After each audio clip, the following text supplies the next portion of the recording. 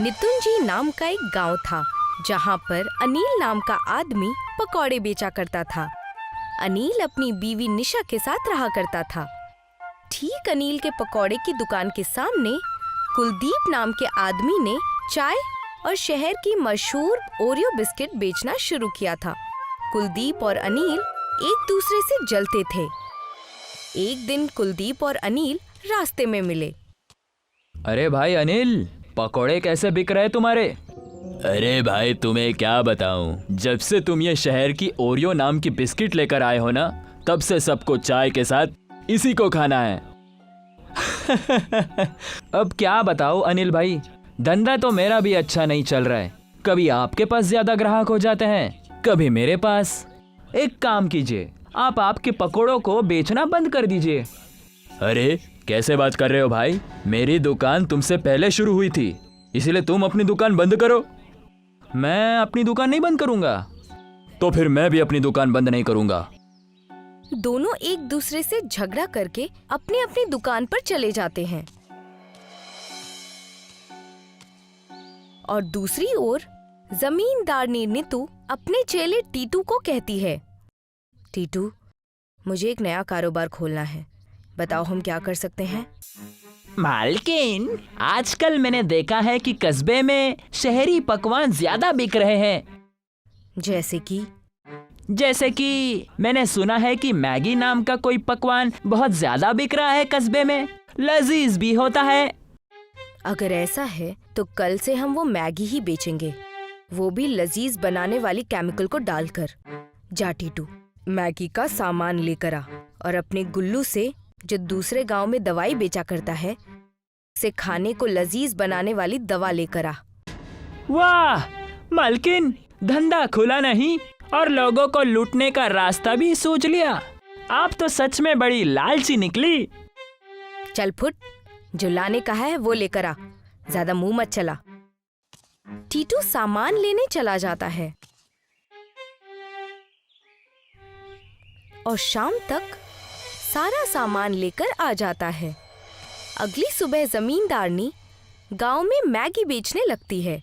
ले लो मैगी ले लो, ना ओरियो ना पकोड़े, मैगी खा के हम दौड़े, मैगी खाओ ताकतवर हो जाओ। तभी वहां से एक औरत गुजरती है और वो मैगी की बात सुनकर रुक जाती है। अरे वाह, मैंने तो सुना है मैगी तो सिर्फ शहर में बिकती है, मगर अब इस गांव में भी बिकेगी मैगी। गांव में मुझे छोड़कर कोई भी मैगी नहीं बनाता। अगर ऐसा है तो लाओ एक प्लेट मैगी खिलाओ।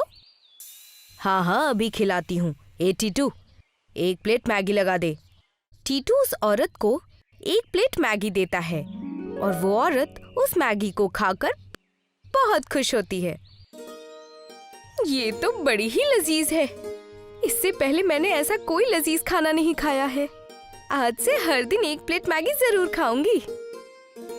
मैगी बहुत लजीज थी क्योंकि जमींदारनी उसके अंदर लजीज खाना बनाने वाली दवा डालती थी, मगर इस बात से गांव के लोग अनजान थे।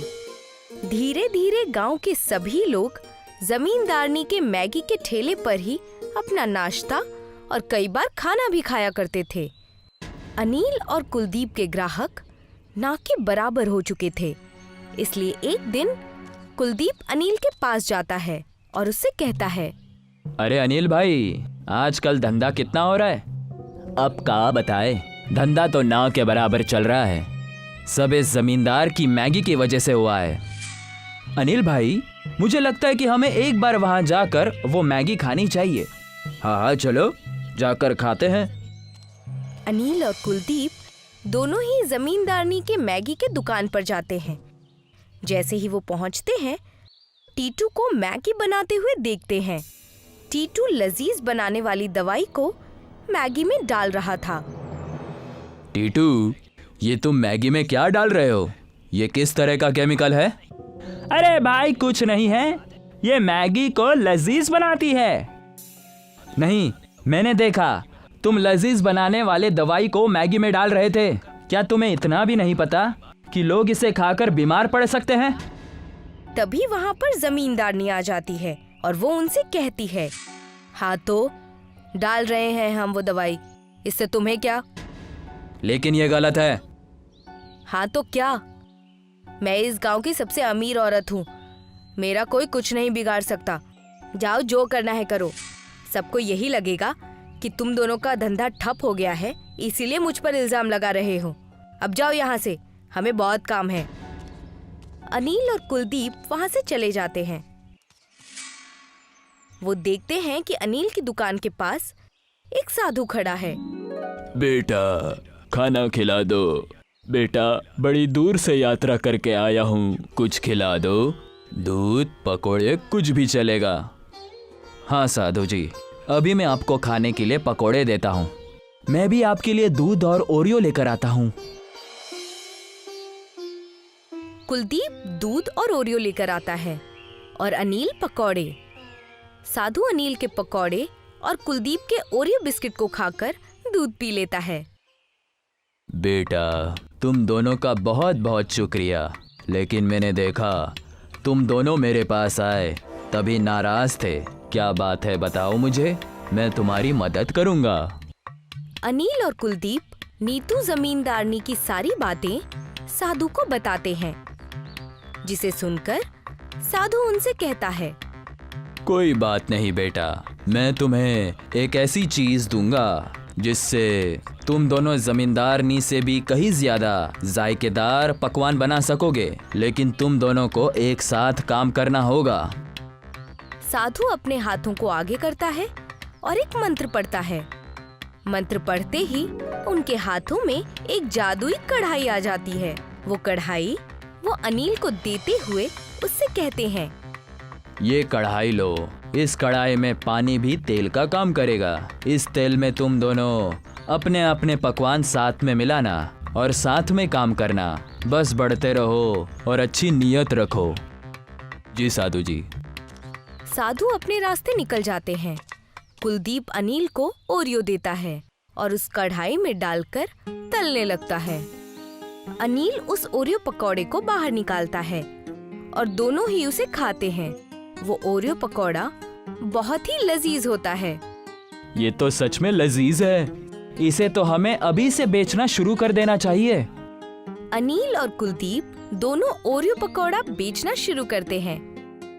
पकौड़े पकौड़े, ओरियो पकौड़े, इसे खाकर कोई भी पेट पकड़ के ना दौड़े, क्योंकि ये है लजीज और सेहत के लिए अच्छे भी। तो भाई खाओ हमारे पकौड़े।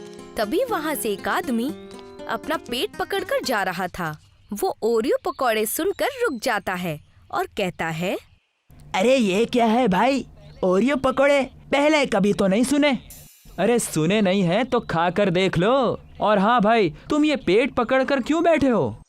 अबे क्या बताओ भाई, पेट में बहुत दर्द हो रहा है। कस्बे में बहुत लोगों को ये दिक्कत हो रही है और मुझे समझ में नहीं आ रहा है कि मैं ये ओरियो पकोड़े खाऊं या नहीं खाऊं।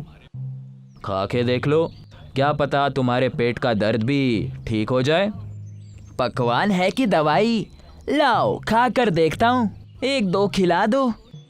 कुलदीप उस आदमी को एक प्लेट ओरियो पकौड़े खाने के लिए देता है। वो आदमी जैसे ही ओरियो पकौड़े खाता है, उसके पेट का दर्द खत्म हो जाता है। अरे वाह, ये तो सच में जादुई ओरियो पकोड़ा है। इसे खाते ही मेरे पेट का दर्द चला गया। लाओ भाई, एक प्लेट और खिला दो। कुलदीप उसको एक प्लेट और देता है।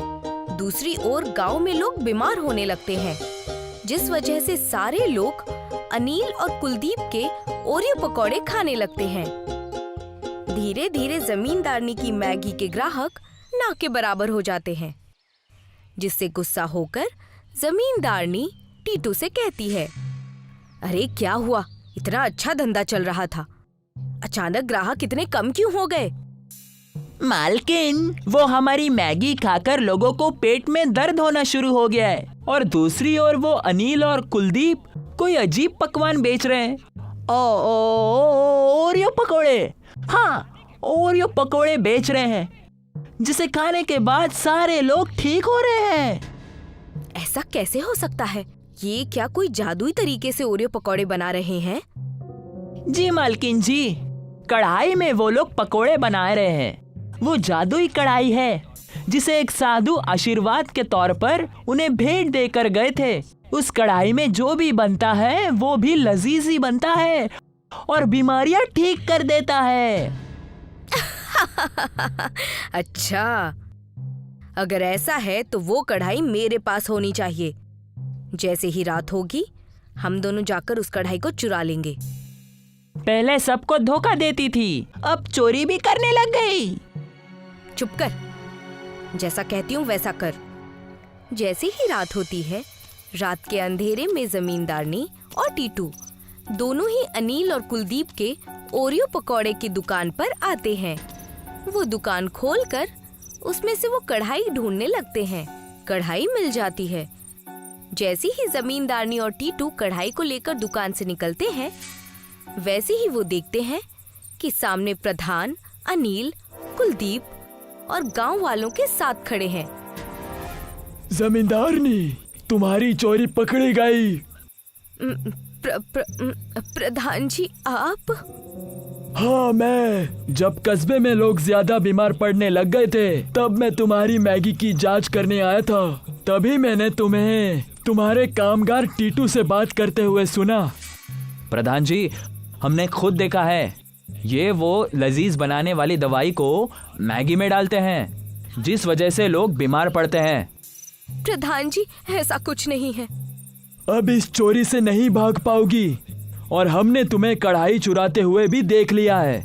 लालच में इतनी अंधी हो गई कि कस्बे वालों की सेहत के साथ भी खिलवाड़ कर बैठी। क्या करोगी इतने पैसों का? क्या मरने के बाद 1 रुपए का सिक्का भी साथ लेकर जाओगी? तो किस बात का इतना लालच? तुम्हें और तुम्हारे कामगार दोनों को इस कस्बे से निकाला जाता है। चले जाओ और कभी अपनी शक्ल मत दिखाना। प्रधान और गांव वाले नीतू जमींदारनी और उसके कामगार टीटू को गांव से बेदखल कर देते हैं और अनिल और कुलदीप के ओरियो पकौड़े पूरे गांव में मशहूर हो जाते हैं।